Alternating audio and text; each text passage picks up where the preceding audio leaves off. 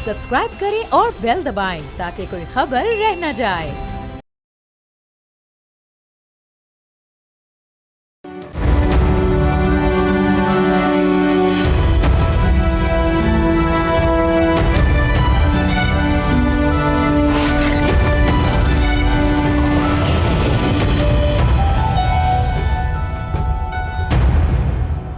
मशरिक़ वुस्ता की मौजूदा सूरत हाल ने आलमी सियासत, मईशत और सिफारतकारी को एक नए मोड़ पर ला खड़ा किया है। हालिया बयान में अमरीकी सदर की जानिब से 2 से 3 हफ्तों में जंग के खात्मे का ऐलान बज़ाहिर एक बड़ी पेशरफ्त मालूम होता है, मगर सवाल यह है कि क्या यह फैसला वाकई हतमी और पायदार है या महज एक वक्ती हिकमत अमली। देखा जाए तो अमरीकी पॉलिसी में तसलसल हमेशा से एक चैलेंज रहा है। ख़ास तौर पर मौजूदा अमरीकी क़यादत के बयानात में बारहा तब्दीली देखी गई है और यही वजह है कि आलमी मुबस्सरीन इस ऐलान को बहुत एहतियात से देख रहे हैं। अगरचे ये कहा जा रहा है कि ईरान को जौहरी हथियार हासिल करने से रोकने का हदफ हासिल हो चुका है, लेकिन इसी तरह का बयान सदर ट्रंप गुज़िश्ता साल के हमलों के बाद भी दे चुके हैं। अलबत्ता माशी फ्रंट पर अमरीकी ऐलान के फौरी असरात नुमायां हुए हैं। आलमी स्टॉक मार्केट्स में तेज़ी और तेल की कीमतों में कमी इस बात का इशारा है कि सरमायाकार इस ऐलान को मज़बत पेशरफ समझ रहे हैं। ताहम स्ट्रेट ऑफ होर्मुज़ का सवाल अब भी हल तलब है। अमेरिका की जानिब से इस मामले को बरतानिया और फ्रांस पर छोड़ देना एक बड़ी स्ट्रेटेजिक तब्दीली की निशानदही करता है। इससे न सिर्फ यूरोपीय ममालिक बल्कि खलीजी इत्तेहादियों में भी बेचैनी पाई जाती है, क्योंकि किसी भी कशीदगी का बराह रास्त असर उनकी मईशत और सलामती पर पड़ सकता है। CNN की रिपोर्ट के मुताबिक खलीजी ममालिक को यह खदशा भी लाहक है कि अगर अमरीका जंग के इख्तिताम से कबल ईरान के सिविल इंफ्रास्ट्रक्चर को निशाना बनाता है तो उसके रद्द अमल का सामना उन्हें करना पड़ेगा, क्योंकि कई ममालिक में 50% पीने का पानी डीसैलिनेशन प्लांट से हासिल किया जाता है। इस कॉन्टेक्स्ट में खित्ते की सिक्योरिटी मजीद पेचीदा होती जा रही है। उधर पाकिस्तान और चीन के वज़राए ख़ारजा का मुश्तरका एलामिया एक मुतवाज़न सिफारती मौक़िफ़ की अक्कासी कर रहा है, जिसमें फौरी जंगबंदी, सिविल तनसीबात के तहफ़्फ़ुज़ और अक़वाम मुत्तहिदा के किरदार को मजबूत बनाने पर जोर दिया गया है। अगरचे अक़वाम मुत्तहिदा का किरदार हालिया बरसों में कमज़ोर दिखाई देता है, लेकिन ऐसे बहरानों में गैर जानिबदार प्लेटफॉर्म की ज़रूरत बदस्तूर मौजूद है। अब सवाल यह है कि जंगबंदी के बाद खित्ते में अमरीका का असल किरदार क्या होगा? क्या वो पहले की तरह एक गालिब ताकत के तौर पर मौजूद रहेगा या नया रीजनल ऑर्डर उभरेगा जिसमें चीन, रूस और इलाकाई ताकतें ज़्यादा फाल किरदार अदा करेंगी? इसी पे बात करने के लिए मेरे साथ मौजूद हैं मसूद खालिद साहब, फॉर्मर एम्बेसडर हैं, air marshal retired Aamir Masood साहब डिफेंस एनालिस्ट हैं, और Ali Chishti sahab expert on international affairs हैं। आप तीनों का बहुत शुक्रिया। मसूद साहब, आपसे ज़रा शुरू करूँगा। मुझे ये बताएं कि क्या सदर ट्रंप का ऐलान हतमी कहा जा सकता है या there may be a twist in the trail? जी शुक्रिया। देखिए, बात यह है कि आज हमें उनकी तकरीर का जो है इंतज़ार करना पड़ेगा, जो कि वो अमरीकी वक्त के मुताबिक शायद रात को करेंगे, हमारे यहाँ तो वो सुबह देखी जा सकेगी। तो उसमें क्योंकि वो वहाँ पर काफ़ी कंसर्न था कि ये जो है हर दूसरे रोज़ जो है ट्विटर पे या प्रेस के सामने आ जाते हैं और फ्लिप फ्लॉप करते हैं, तो मेरा ख्याल है वो प्रेशर था कि नेशन को एड्रेस इन्होंने नहीं किया। तो वो इज़ कमिंग टुमारो आएंगे और कल उसमें ज़रा क्लैरिटी आएगी। लेकिन ये कि चूँकि बार बार वो बयान देते हैं, कभी कहते हैं कि रिजीम चेंज हो चुकी है, फिर कहते हैं कि न्यूक्लियर प्रोग्राम जो उनका हमने उनको उसको ऑब्लिटरेट कर दिया है, डेसिमेट कर दिया है, तो फिर तो कोई ज़रूरत ही नहीं है। अगर दोनों ऑब्जेक्टिव्स अचीव हो गए तो फिर तो अमेरिका को विड्रॉल करना चाहिए, वहाँ से रिट्रीट करना चाहिए। और उन्होंने उसका अंदिया भी दिया है, और वो मार्को रूबियो ने भी कहा है कि we are not going to be there for very long. लेकिन फिर भी उन्होंने 2-3 हफ्ते की बात की है। तो अभी ये बड़ी अनसर्टेनिटी है।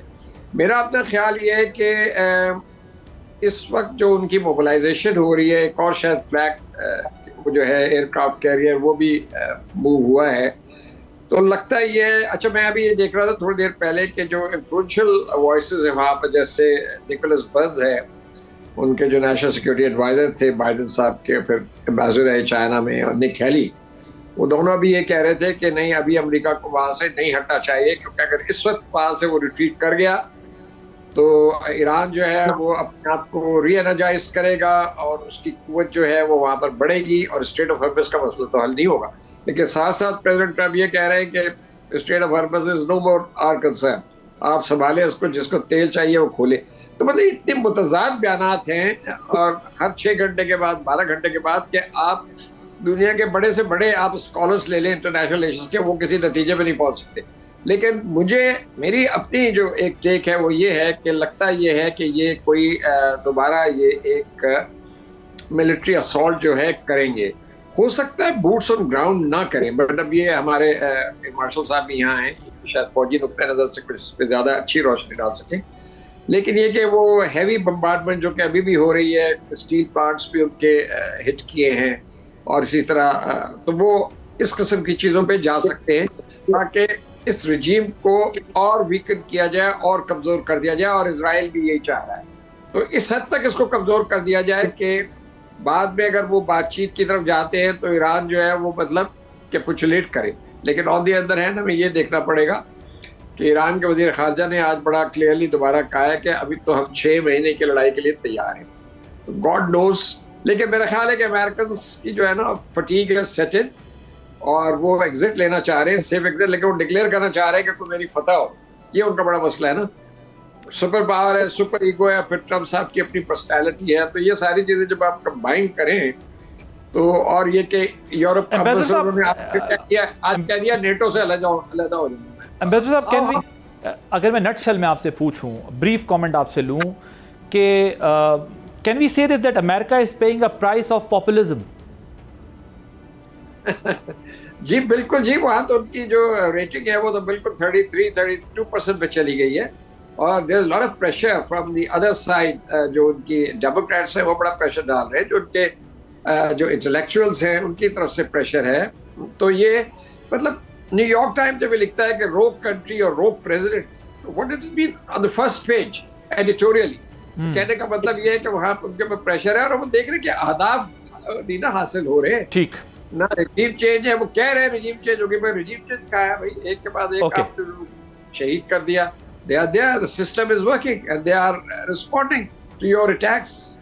लेकिन डिप्लीशन होगी, दोनों साइड से डिप्लीशन होगी, मिलिट्री आर्सेनल की भी और कैपेसिटी जो है वो रिस्पॉन्स करने की भी ईरान की तरफ से भी डिप्लीशन होगी। ऐसा ये भी फटीग पे जा रहे हैं।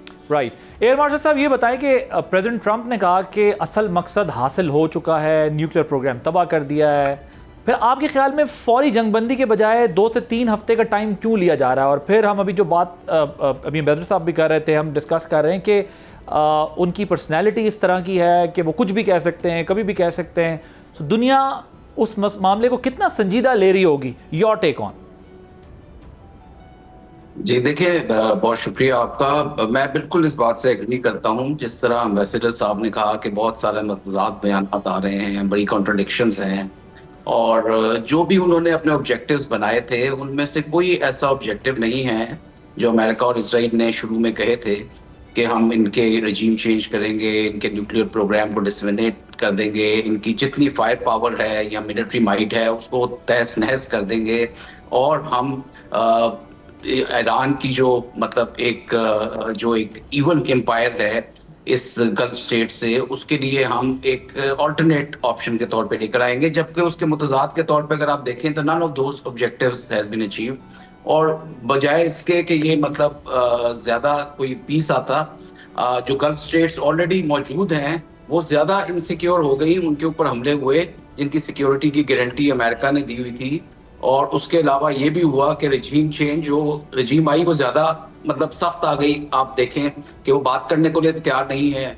तो ये एक उनकी ऑप्शन थी कि the war of choice was there मतलब फॉर देम। लेकिन टू कंक्लूड मेरा ख्याल में उनके पास अब ये नहीं इस तरह की ताकत या इस तरह की सलाहियत कि वो इसको खत्म कर सकें अपनी टर्म्स में। तो जो जिस तरह की अगर आप टारगेटिंग देखें, जिस तरह के आप बयानात देखें, तो ये शो करता है कि एक मतलब शिकस्त याफ्ता मुल्क है। और मैंने अपनी मतलब अगर मैं मिलिट्री हिस्ट्री का, मॉडर्न मिलिट्री हिस्ट्री को देखूं या नेशनल सिक्योरिटी का स्टूडेंट होने के नाते, मैंने कभी इतनी बड़ी ताकत को इस तरह से हारते हुए नहीं देखा, और ऐसी कौम से जो कि उसके मुकाबले में ताकत के लिहाज से बहुत कम है। और दूसरी चीज ये नहीं कि आपके तमाम ममालिक जो उसके इर्द गिर्द हैं ईरान के, वो होस्टाइल हैं। देखें, जो वियतनाम में जंग हुई उसमें ठीक है, हम कहते हैं अमेरिका को शिकस्त हुई, लेकिन वियतनाम के इर्द गिर्द जो नेबर्स थे वो बड़े फ्रेंडली थे, कोऑपरेटिंग थे, और वो काफी हद तक रिक्रूटमेंट कर रहे थे वियतनाम की जंग में और सपोर्ट कर रहे थे। इसी तरह अफगानिस्तान के neighbours were not that hostile.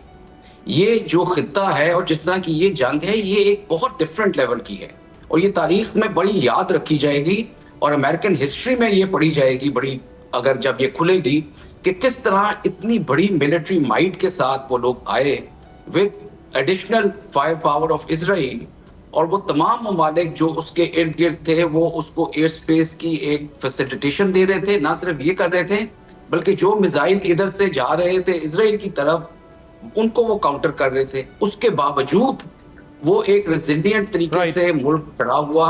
उसने ना सिर्फ ये कि अपने आप को मनवाया, अपनी लीडरशिप की सेक्रीफाइसेस की वजह से उसकी लेजिटिमेसी बढ़ी अपनी पॉपुलेशन के अंदर, और उसने स्ट्रेट ऑफ होर्मुज जो कि पहले से खुला हुआ था, आप देखें, जिसकी कोई मसला नहीं था, उसका मसला क्रिएट कर दिया अमेरिका ने। और ये ऑब्जेक्टिव्स उन्होंने अचीव किए कि फूड सिक्योरिटी है, ऑयल और गैस की इनसिक्योरिटी मौजूद है, प्राइसेस ऊपर चली गई हैं, इन्फ्लेशन ऊपर चली गई है, पूरी दुनिया में एक हलचल चीज मच गई है जो मार्केट है उसमें।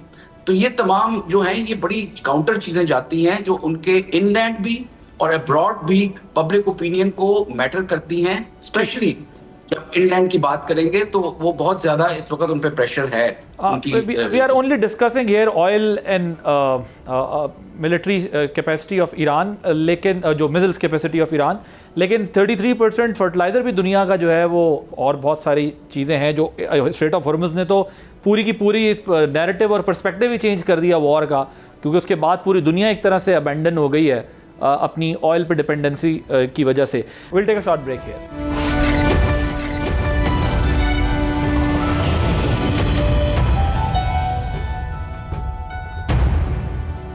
Welcome back. चिश्ती साहब, गल्फ कंट्रीज इसको किस तरह देख रहे हैं? ट्रंप के बयानात को, इन ऐलानात को प्रेसिडेंट ट्रंप के किस तरह देख रहे हैं?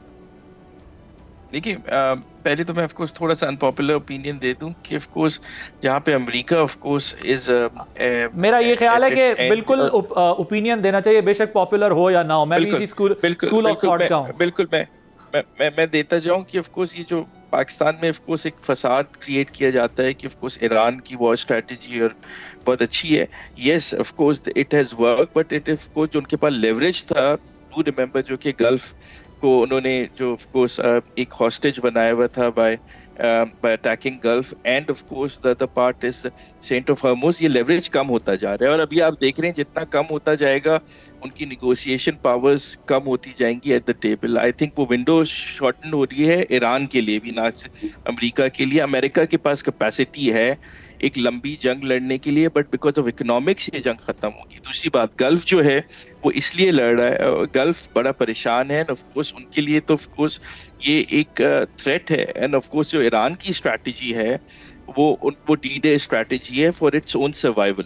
तो यस, रिजीम जैसे कहा कि ऑफ कोर्स चेंज नहीं हुई, अगर अमेरिकन के लिए हो गई है, लेकिन स्टेटस को हैज रिमेन्ड, और जब तक of course IRCG in control रहेगी, Gulf would always see Iran as a primary threat, not Israel. और उसके लिए आप देखेंगे इवन आफ्टर दिस वॉर, अगर कोई कहता है अमेरिकन डोमिनेंस कम हो जाएगी, जी उनके एयर डिफेंस सिस्टम्स लगे हुए हैं, as a primary security provider America की डोमिनेंस रहेगी, बल्कि बढ़ेगी after this war in Gulf states. And of course there is an opinion in Gulf कि we have to sort out this perpetual problem जो Iran की side से है, और उन्हें भी अब गारंटी चाहिए गल्फ को।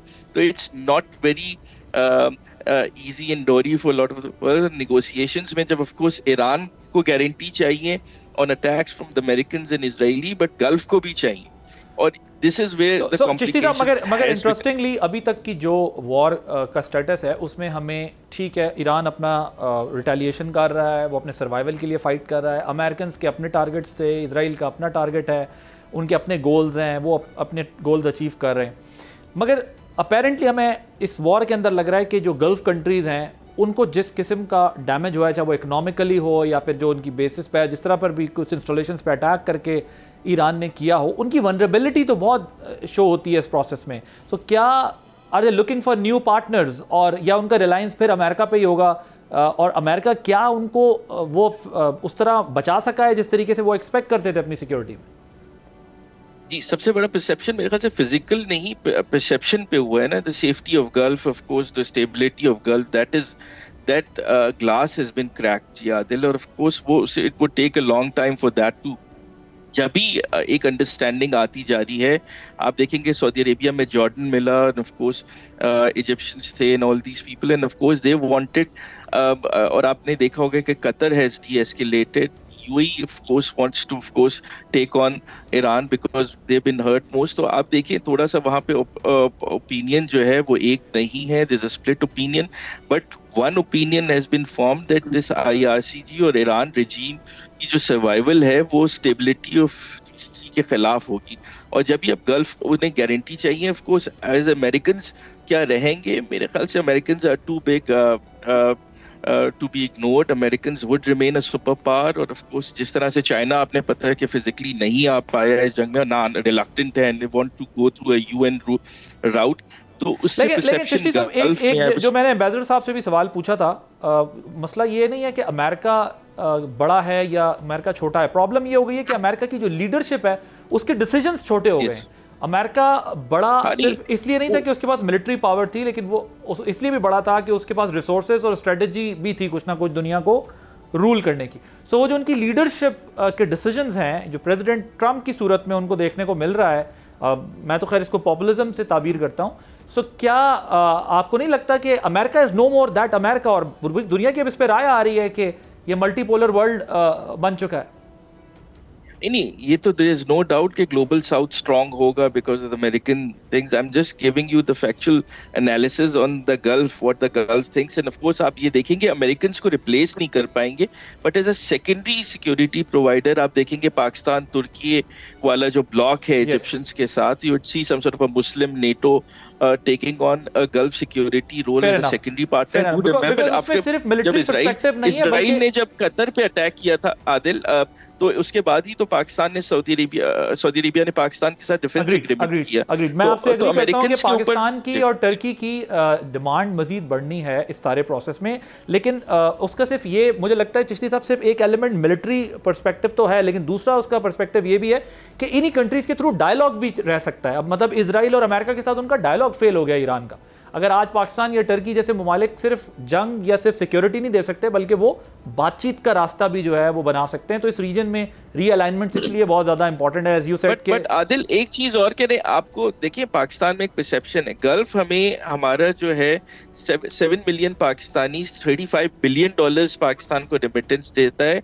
हमारे लिए instability of gulf is a national security threat, और ये जो रोमांटिसाइज करते हैं लोग का आइसोलेशन और इस चीज को, हम ईरान से ऑफ कोर्स ये भी बात कर रहे हैं on behalf of the Gulf, because there are two tracks, one is of course with Americans, with Iranians, and with other is with Saudi Arabia, and Gulf with the Iranians। और अब जो gulf है वो भी guarantee मांगता है through Pakistan के जो अपनी प्रॉक्सीज हैं वो आप यूज नहीं करेंगे फॉर स्टेबिलिटी। और सीरिया इज वन एग्जांपल। अगर आप देखें तो Israel are using the corridor. इसको जरा डिटेल से सेकंड में राउंड में डिस्कस करते हैं, but I agree with you कि पाकिस्तान का जो इकोनॉमिक इंटरेस्ट है वो अटैच है, वो लिंक्ड है विद GCC, और पाकिस्तान उसको प्रोटेक्ट करने की पूरी कोशिश कर रहा है। बट हमारे साथ कुछ जियो स्ट्रेटेजिक पोजीशन भी हमारे लिए एक क्वेश्चन है।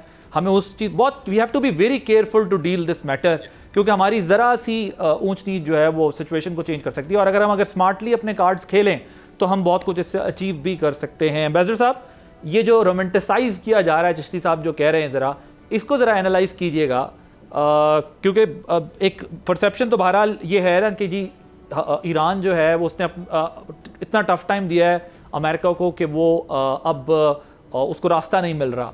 So how do you see this statement? देखिए, इस वॉर के बाद ना इंट्रोस्पेक्शन होगी, सारे जो है ना वो अपने अपने जो इससे तो लेसन्स लर्न्ड होंगे, और दूसरी ये कि उनकी जो कार्रवाई है जो चल रही है सब पार्टीज की, उसके ऊपर एक नजरसानी होगी। मैं इस स्टेटमेंट को जो कतर के फॉरेन ऑफिस ने शायद दिया चंद दिन पहले बड़ी अहमियत देता हूँ, और वो खासा अच्छा स्टेटमेंट था। उस पर उन्होंने ये कहा कि ये ज्योग्राफी है हमारी, हमने ईरान के साथ रहना है, हमारा नेबर है, हमने सबके मिलजुल कर रहना है। That was a very good signal. You see, despite their targets being hit by Iranian missiles and projectiles। अब बात ये है, इसके बाद मैं एग्री करता हूँ इस राय से कि जब पोस्ट वॉर सिनेरियो में अमेरिका कहीं नहीं जाएगा वहाँ से, बल्कि अमेरिका अपनी जो वहाँ प्रेजेंस है उसको रीडिज़ाइन करेगा, वो रीइंफोर्समेंट होगी, ये बेसिस वगैरह दोबारा बनेगी। मेन इशू वहां पर ऑयल भी है, गो के अमेरिका को अभी ऑयल की शायद इतनी जरूरत नहीं है वहां से, लेकिन फ्यूचर में हु नोस। प्रेसिडेंट ट्रम्प साहब जो 1982 से कह रहे हैं कि खर्ग आइलैंड को मैंने काबू करना है, और उन्होंने अभी फिर कह दिया कि तेल चाहिए मुझे।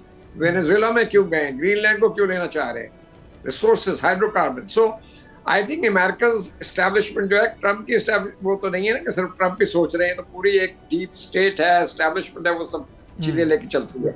अच्छा, तो एक तो ये कि अमेरिका जो है वो रहेगा, उसमें होना ये है कि गल्फ कंट्रीज जो हैं वो मेरा नहीं ख्याल कि ईरान का कोई खास बिगाड़ सकेंगे। ईरान की जो रेवोल्यूशनरी जो है वो टेंटिकल्स वो बहुत हद तक अब एंट्रेंच हो चुके हैं 45-46 साल में। वो एक पूरा कार्डर बन चुका है। वो आज आप एक को मारते हैं, वो दूसरा कल निकल आएगा, दूसरे को मारेंगे। तो ये तो बहुत बड़ी चेंज की जरूरत है। वो कि ईरान अगर चेंज हुई तो ईरान के अंदर से होगी। So you think they should find out some other options? ये जो उनको रिटेलिएशन वाला मामला है, ये नहीं चलेगा। कोएग्जिस्टेंस की तरफ, कोएग्जिस्टेंस, क्योंकि ठीक डायलॉग, मैं समझ गया आपकी बात। आप कह रहे हैं कि डिप्लोमेसी इज एन ऑप्शन। अगर रिटेलिएशन करने की कोशिश की तो वो चीज़ें और वर्स्ट हो जाएंगी, क्योंकि Iran is more trained than GCC. But having said that, ये जो अनरिजॉल्व्ड इश्यूज हमें अब दिख रहे हैं, जो यूरोप का मामला है, कुछ दिन पहले स्ट्रेट ऑफ हॉर्मुज़ को खुलवाने के लिए अमेरिका ने जो यूरोप को कॉल दी और उन्होंने को कहा कि नहीं, उसमें इंटरेस्ट नहीं लिया। तो ये किस तरह आप देख रहे हैं, ये कोई वहाँ पर जो चेंजेस आ रहे हैं यूरोप के अंदर, इस सारे प्रोसेस में आपको स्ट्रेटेजिक शिफ्ट नज़र आ रहा है, और इसकी रीज़न क्या है? जी बिल्कुल है, क्योंकि उन्होंने अपनी डिफेंस स्पेंडिंग जो है मेजर यूरोपियन कंट्रीज ने ज्यादा कर दी है। वो भी परेशान है कि कभी ये कहते हैं कि हम नेटो से निकल रहे हैं, कभी कहते हैं अपना खर्चा खुद करें, अपनी सिक्योरिटी खुद करें। तो इस तरह की जो चीजें, तो ये इस वॉर के बाद जो है जो पॉलिटिकल जो मैप है, लैंडस्केप, वो चेंज होगा। कंट्रीज जो है वो न्यू ग्रुपिंग करेंगे, रीअलाइनमेंट्स होंगी, और गल्फ जो है मेरा ख्याल है ये एक किस्म का कलेक्टिव सिक्योरिटी की तरफ जाएगा। ईरान का वो कोई ऐसा खास बिगाड़ नहीं सकेंगे। They will have to somehow manage coexistence, और उसमें हमारा रोल भी आ सकता है। Pakistan is an important country, Turkey है, इजिप्ट भी है किसी हद तक, और दूसरे मुस्लिम। तो ये एक रीडिजाइनिंग हो सकती है, लेकिन इस वक्त कहना मुश्किल है कि अगर ईरान को इन्होंने इतना वीकन कर दिया, और ये बात सही है कि ईरान की, मैंने भी यही कहा था कि ईरान की भी डिप्लीशन हो रही है। एक तरफ देखिए ना, एक तरफ ब्लस्टर है कि हम लड़ेंगे, वो लड़ रहे हैं, अभी तक लड़ा है उन्होंने, बहुत बाधित लड़ा है, नो डाउट अबाउट दैट। किस मुल्क पे ये होता है कि उसका कैपिटल जो है उसको इतनी जबरदस्त वहां पर बॉम्बिंग हो रही है, उसकी तबाही हो रही है, लोग जो है अभी भी एहतजाज के लिए निकल रहे हैं और हुकूमत की हिमायत पर निकल रहे हैं, और सिस्टम भी चल रहा है। तो ये बड़ी जरूरत की बात है, और ये रेवोल्यूशन का नतीजा है। वहां पर एक आइडियोलॉजिकल स्टेट है वो, ये इतना आसान नहीं है अमेरिका के लिए। तो अमेरिका को, और अमेरिका की बात से मैं एग्री करता हूँ कि अमेरिका बेसिकली हार रहा है या हार गया है। अब सुपर पावर है, मानना बड़ा मुश्किल है ना। तो ये सारी चीज जो है ये अब सिमटेगी। अब वो समेटना चाह रहे हैं, अब वो चाहे उसमें 1 हफ्ता लगे या 3 हफ्ते लगे, लेकिन ये जो है ये भी एक पॉसिबिलिटी है कि वो 6 अप्रैल से आगे कर दे, एक्सटेंड कर दे डेडलाइन। ठीक, राइट। अब डिप्लोमेसी को चांस देते हैं, यू नेवर नो, राइट, क्योंकि बिहाइंड द सीन तो डिप्लोमेसी हो रही है, बिहाइंड द सीन डिप्लोमेसी हो रही है। Fair enough, will take a short break here.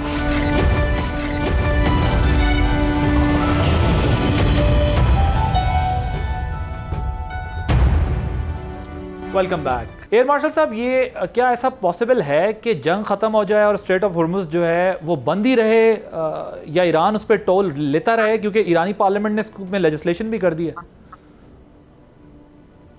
जी बिल्कुल, मैं थोड़ा सा इसको जरा एक कनेक्ट करना चाहूंगा आपके पिछले सवाल से।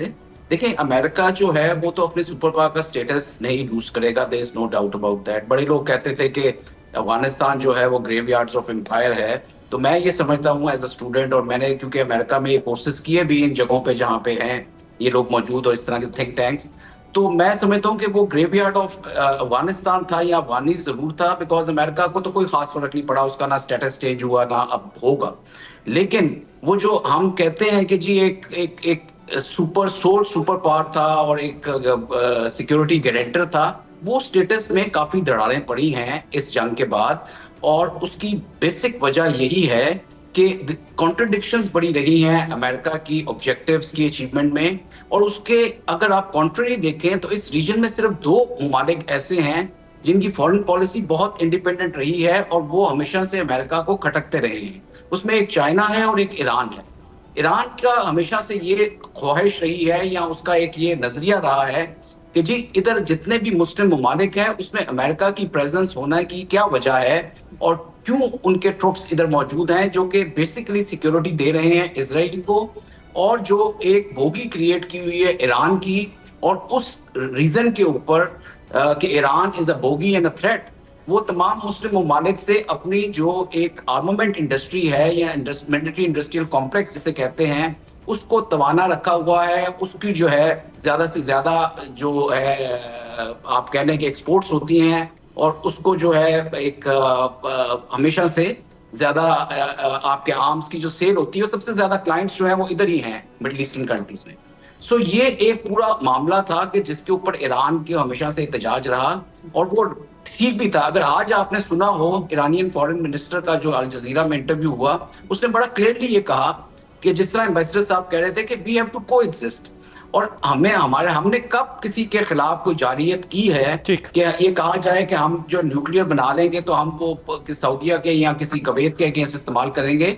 हम तो चाहते हैं कि हमारी मुश्तरका जो है हिकमत अमली हो, हमारी कोई कॉपरेशन बने जिस तरह नेटो की कॉपरेशन है तमाम गल्फ कंट्रीज के साथ, ताकि हमेशा के लिए अमेरिकन फौजें जो हैं या उनका जो इधर बसेरा है उसको खत्म किया जा सके।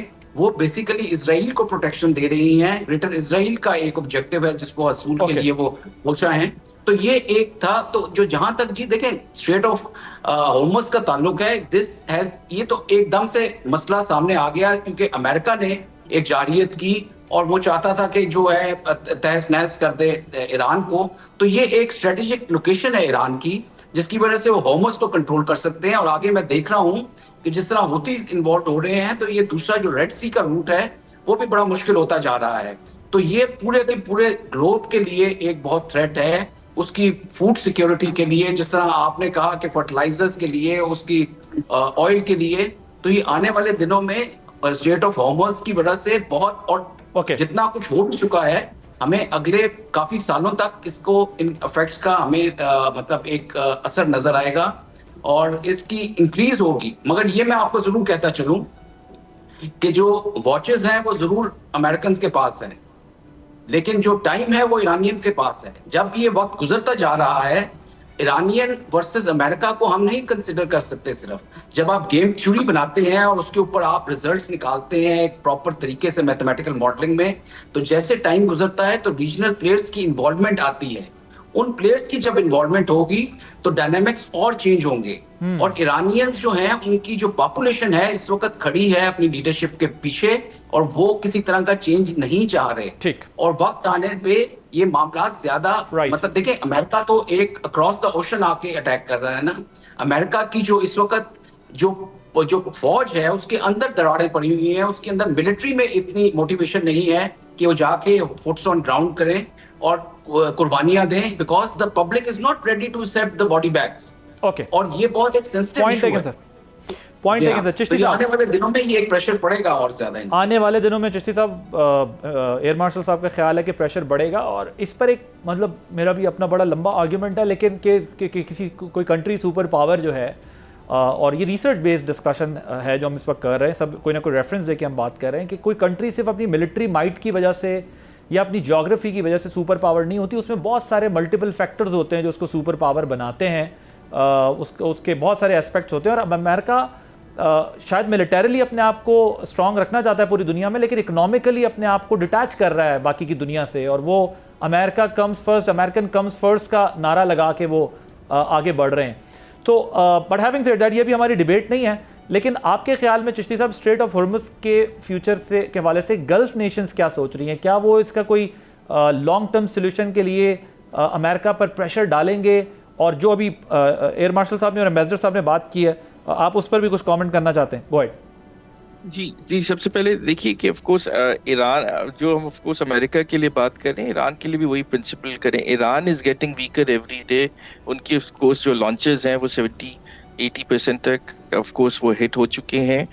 गल्फ स्टेट्स रीजनल कंसेंसस चाहती हैं with Pakistan and China taking over strait of Hormuz some sort of a naval role.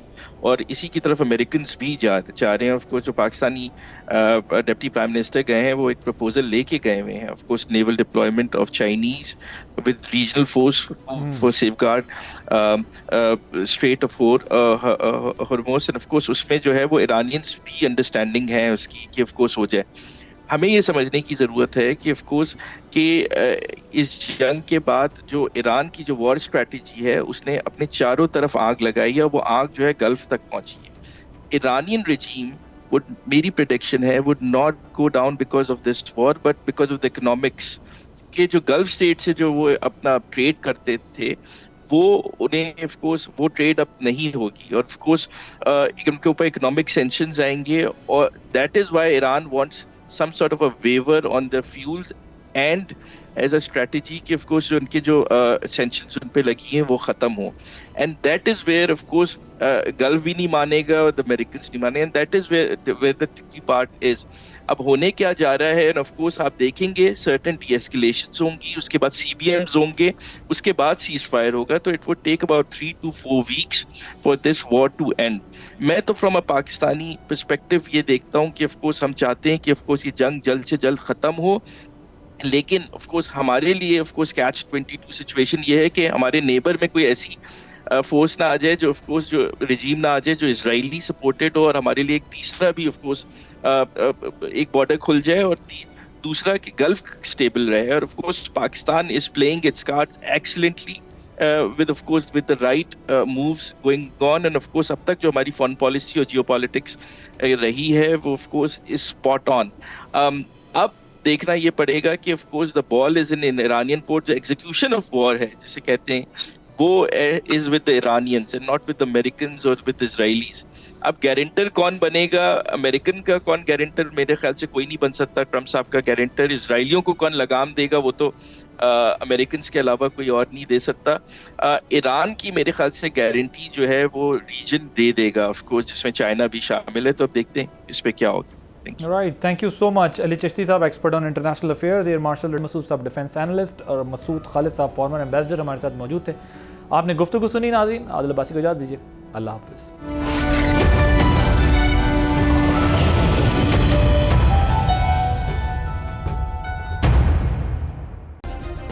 Subscribe करें और बेल दबाएं ताकि कोई खबर रह न जाए।